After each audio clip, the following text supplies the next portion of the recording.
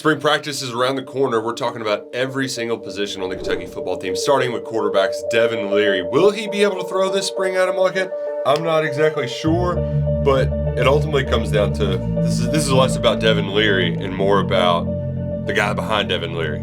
Yeah, we all know who QB1 is going to be.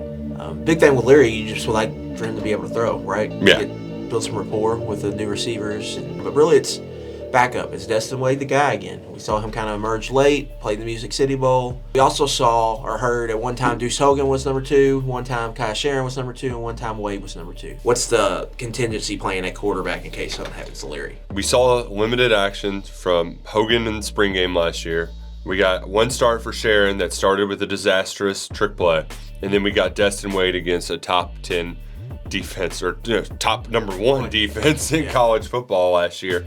Who impressed you the most in that short amount of time? Who do you think has the most potential to be number 2? Yeah, I think Wade has the highest ceiling of the bunch. That feels pretty clear. Yeah. I also like that in that game, he wasn't scared. He played pretty fearless. They had to play through him. This wasn't a game where we're going to hand the ball off a bunch of times. They said, Destin Wade, go win us this football game. Yeah. It didn't work out, but he made a couple of mistakes. But I thought he played well, all things considered. Ultimately, is that enough for Liam Cohen, though? That was in a different offense. What does Liam Cohen think of him? When Wade initially signed, we thought he was going to be a runner, some sort of H-back tight end sort of deal. Do we get whispers of that? Do they go to the portal?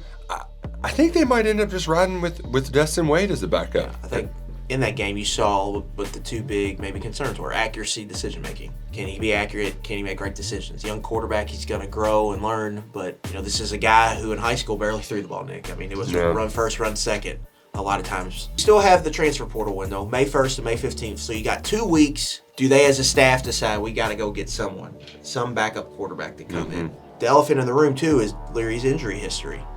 He's had 2 season-ending injuries that made him miss at least half the season in 2 of the last 3 years. So you have to decide. You have to have a guy, I think, on the roster. Something happened to Leary, we can go win games with this quarterback. They have to decide if Wade, Sharon, Hogan can do that. If they can't, they have to go get a quarterback, I think, here in the portal in May. And that is one of the bigger decisions, personnel decisions, I think, facing the team this spring. It's either get a quarterback or get another offensive tackle. Or get another off-ball linebacker. You're at a numbers crunch. It's getting a little tight. Yep. So we'll learn more after spring practice. I'm also really excited just to see some beautiful Devin Leary bombs. If he's throwing well, those highlights of the long spirals, right? Like we're in Hard Knocks. It's going to be great. They will definitely be in the highlight package for sure. Oh, man. Looking forward to watching the quarterbacks develop this spring over at the Kentucky Football Complex.